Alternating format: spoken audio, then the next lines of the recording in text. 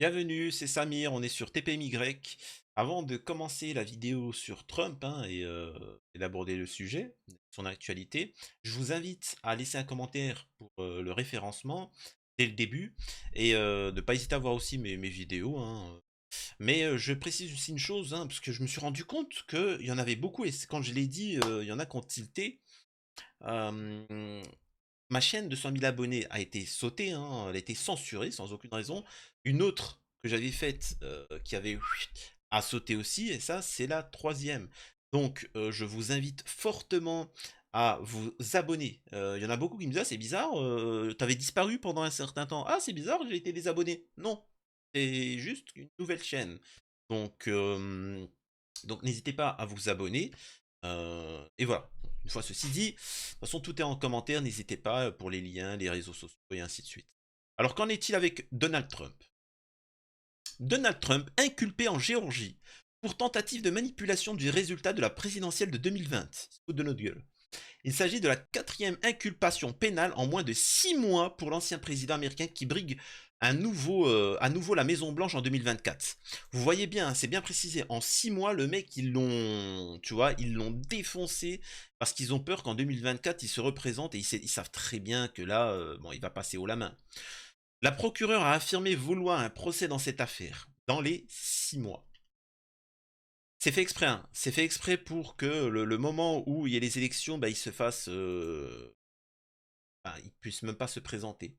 L'ancien président américain Donald Trump a été inculpé lundi 14 août à Atlanta, en Géorgie, par un grand jury pour avoir tenté d'inverser le résultat de l'élection présidentielle de 2020, en faisant notamment pression sur des responsables du scrutin. Le milliardaire républicain fait face à 13 chefs d'accusation pour des tentatives de fraude électorale dans cet État, remportées d'une courte tête par Joe Biden. Je précise même, et là c'est pour ça qu'il faut comprendre qu'en France, pourquoi tous les politiques et les médias ont la haine contre lui, il voulait instaurer la peine de mort. Alors, c'est compliqué en fait. La peine de mort aux États-Unis n'existe pas vraiment. Faut le savoir, ça, hein.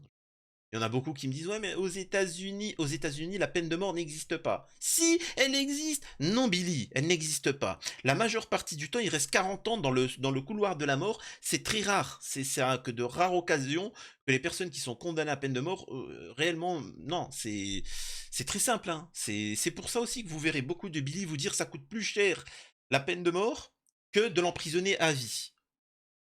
Parce que ce qu'il ne te précise pas, c'est qu'en fait, il a une cellule à lui tout seul, il a des privilèges, je crois qu'il est condamné à mort, mais les droits de l'homme, les machins, etc., bloquent le truc. Donc au final, il est mieux logé que d'être foutu en prison avec tous les autres. Voilà. Bref. Alors que c'est très logique, hein, il suffit juste d'une balle et c'est réglé, quoi. Mais non, c'est... Bref. Bref, bref, bref. Donc il voulait la peine de mort contre les pédos. Il a mis en avant le combat contre les réseaux pédos, ce qui a forcément énervé Gilles Verdez, hein. Gilles Verdez, il était là, les enfants, etc. Donc Morandini aussi, Palmade, toute la clique, hein. Tu sais, c'est toute la clique. Donc, juste une petite parenthèse. Une petite parenthèse avant de continuer sur Donald Trump, qui est un homme respectable, parce que lui, il a évité, il a retiré, il a enlevé des guerres, hein, aux États-Unis, parce qu'ils sont en guerre. Il a essayé de faire des accords de paix avec la Corée du Nord, et ainsi de suite. Bref, ça c'est un autre sujet. Il combat la pédocriminalité là où les autres élites la mettent en avant. Mais là, j'aimerais mettre en avant un héros du peuple français pour vous expliquer qui il est. C'est qui? C'est le plus gros dégueulasse de tous les hommes politiques. Et à votre avis, c'est qui? Non, c'est pas Zemmour, non, c'est pas Mélenchon. C'est Asselineau. Asselineau, le plus gros dégueulasse des hommes politiques. Regardez-moi ça. Alors, regardez une petite vidéo. Voilà, hop, regardez-moi ça. Regardez-moi ça. Sous l'œil bienveillant du général de Regardez-moi Gaulle. ça. Regardez-moi ce.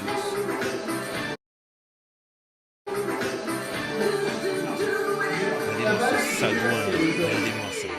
Qu'est-ce qu'il est en train de faire? Regardez-moi ça. Ah bah disons qu'il est tout Sous beau l'œil là. Ah là, je peux bienveillant vous du dire que là, général de Gaulle.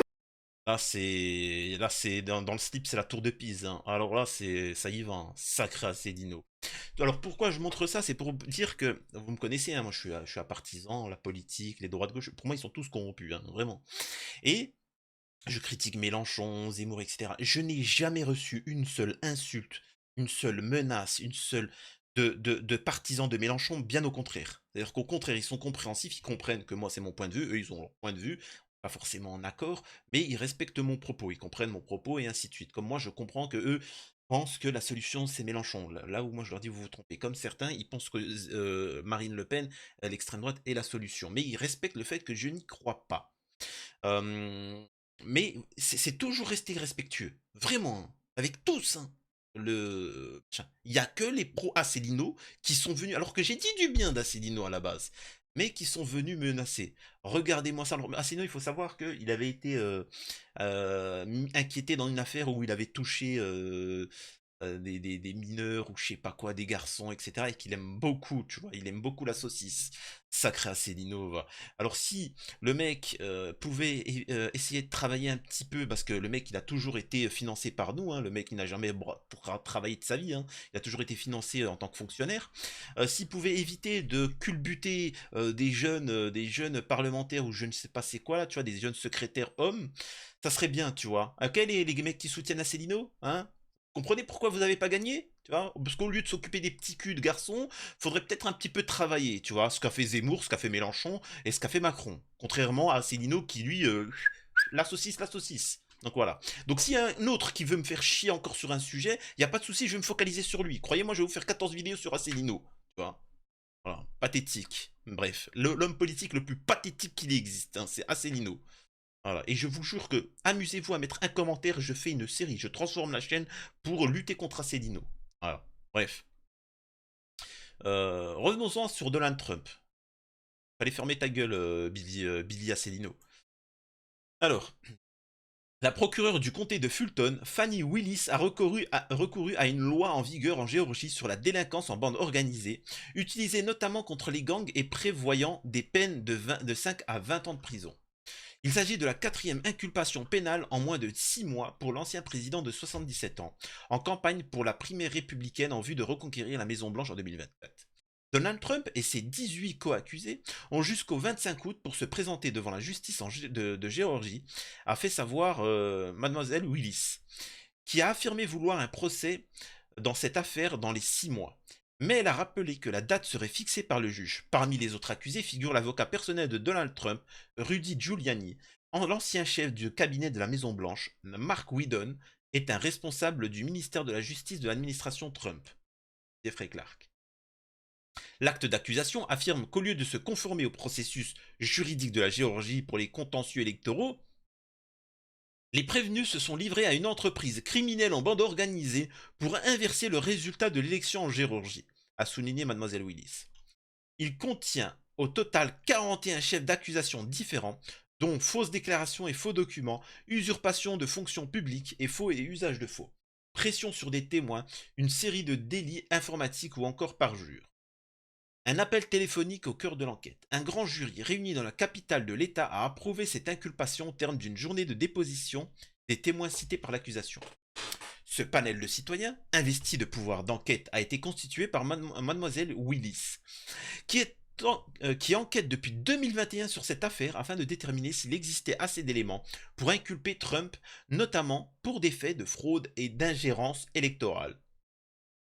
Alors, ce qui est étonnant, parce que faut savoir que même en France, c'est pas une blague, hein. Alors, si vous nous regardez en Afrique, faut savoir ce que c'est la démocratie, hein. C'est particulier. En Occident, les chiens peuvent voter et même les morts. Particulier, tu vois. C'est comme ça, tu vois. Mais bon, c'est la démocratie, c'est la liberté, c'est l'Occident. Et par contre, on fait chier Trump, il se fout de notre gueule. Donald Trump a de nouveau attaqué la procureure dans un communiqué de sa campagne lundi soir, la traitant de partisane enragée, servant les intérêts du président démocrate Joe Biden. Willis a stratégiquement ralenti son enquête pour interférer au maximum avec la course à la présidentielle de 2024 et nuire à la campagne Trump dominante, dont les sondages selon ce texte, sans confirmation explicite de son inculpation. La procureure a répondu lundi soir qu'elle prenait ses décisions en se basant sur les faits et la loi. La loi est complètement impartiale, a assuré. Oh putain, elle est bonne celle-là. L'an- L'ancien président avait déjà auparavant reproché à la procureure de vouloir uniquement se faire Trump et avait réitéré ses affirmations non étayées selon lesquelles c'est lui qui aurait été victime de fraude en Géorgie en 2020 au profit de son adversaire Joe Biden. Le milliardaire s'en était pris aussi lundi sur sa plateforme Trust Social à l'ancien vice-gouverneur républicain de Géorgie qui a déposé en fin de journée estimant qu'il ferait mieux de ne pas témoigner devant le grand jury de Fulton. L'enquête a été déclenchée à cause d'un appel téléphonique en janvier 2021 de Trump, dont l'enregistrement a été rendu public dans lequel il demandait à un haut responsable local, Brad Raffensperger, de trouver les quelques 12 000 bulletins de vote à son nom qui lui manquaient pour remporter les 16 grands électeurs de cet État.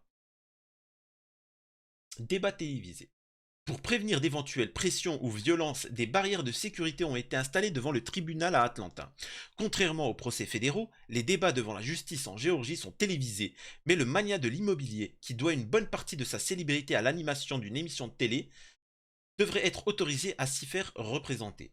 Même en cas de victoire en 2024, s'il est condamné, il ne pourra pas se gracier lui-même ni obtenir l'abandon des poursuites par le bureau du procureur, puisqu'il s'agit d'une affaire au niveau de l'État de Géorgie, sur laquelle l'État fédéral n'a pas autorité.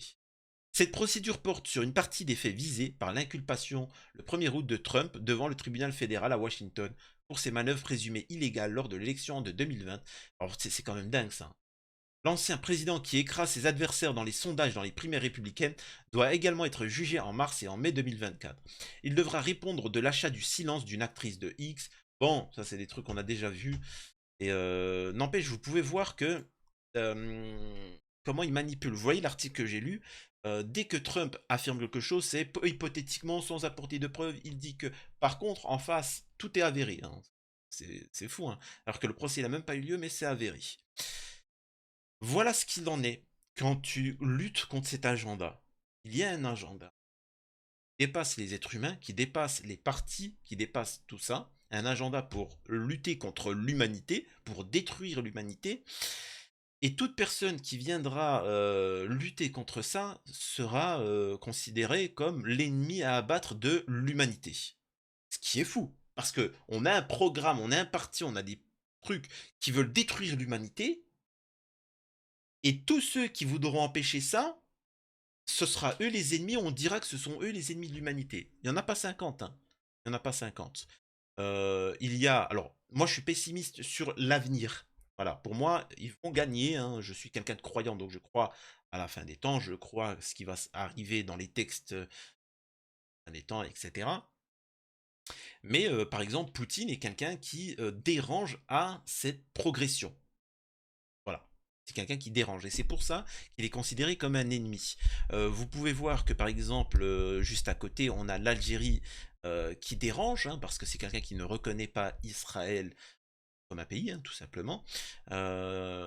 C'est quelqu'un qui dérange le narratif, parce qu'il y aura un narratif où Israël sera la lumière, hein, ce sera la capitale du monde, ce sera la lumière et va nous apporter des remèdes de toutes les maladies, nous soigner, etc. Hein, tout, c'est des génies, c'est des lumières. Par contre, la France, les États-Unis, c'est la lumière, c'est comme ça. Ben, demandez aux gens qui vivent dans ces pays-là ce qu'il en est. Vous verrez, ça va être factuel. Hein, c'est particulier.